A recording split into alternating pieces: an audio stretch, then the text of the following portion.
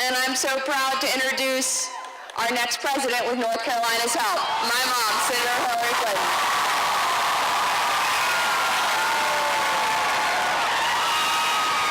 Thank you. This is so much fun. You know, when we were coming out, Bob said to me, this is the way the team goes out onto the, floor. And I thought, well, we're suited up, we're ready, we're competing, we're going to win. That's what we're doing. You know, picking a president is not a basketball game, but it is a competition. And I am thrilled that North Carolina gets to play a role this year in helping to decide. There's no doubt in my mind that despite what we will inherit from President Bush and Vice President Cheney, and, I know, the world will breathe a big sigh of relief when that moving van leaves the back of the White House.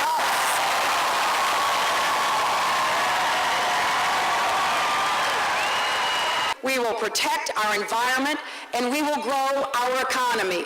Now, I know we're not going to do any of this until the two oil men leave the White House, but as soon as they do, we're going to be ready. I have worked for more than 15 years now to try to remedy what is truly both a moral and an economic wrong in our society. Morally, I believe it is unacceptable for a country as rich as ours to leave so many people suffering, unable to access health care, or coming to health care only at the last minute through the emergency room. It is an injustice that we can remedy. We are smart enough to be able to figure out how to provide quality, affordable health care for everyone. So here's what I propose we do. No new government bureaucracy. We're not going to do government-run medicine. We like our choices. We want our ability to pick our preferences. But there is a plan that we can expand and make it available to everyone in our country. It's the plan by which members of Congress get their health care. If you're a member of Congress or a federal employee, you're part of an employee pool. Millions of people are in it. You have a chance to choose among 250 different health insurance options. So if you're a 25-year-old single person, you choose one thing. If you're a 45-year-old father of three, you'll choose something else. It's cheaper on average than what you can get through your employer or out in the private marketplace. So if you have insurance and you're happy with it, nothing changes. You keep what you've got. In the short term, we have to tackle gas prices. They're heading toward $4 a gallon. And I am hoping that the president will actually get on our side and help with this.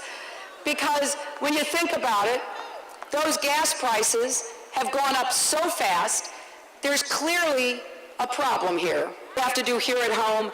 We must restore our leadership and our moral authority in the world, and that does begin by ending the war in Iraq and bringing our troops home. Because I know that the Iraqis will not face up to their own responsibilities as long as they believe they have a blank check from the government of the United States. We have a lot of unfinished business. No matter what problem you're thinking about, whether it's global terrorism or global warming or global epidemics, we have to work in concert with other nations. The United States must lead, but you cannot be a leader if no one is following.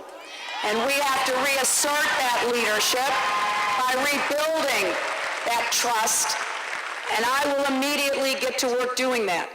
And we need to make this an American foreign policy, not a Republican or a Democratic foreign policy, based on American values. We are stronger when we stand firmly on our values. There is so much work to be done, and yes, it can appear kind of daunting to think about all of it, but I am totally confident and optimistic that we can do this. All we have to do is start acting like Americans again, rolling up our sleeves and getting to work. And we know we can do it. That's not the issue. The issue is, will we do it, and how will we do it?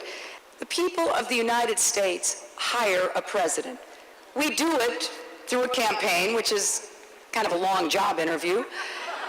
And this is one of the longest on record, I think. And we also do it by assessing what it is we each need. And if you stand up for me on May 6th, I will stand up and fight for you every single day in the White House.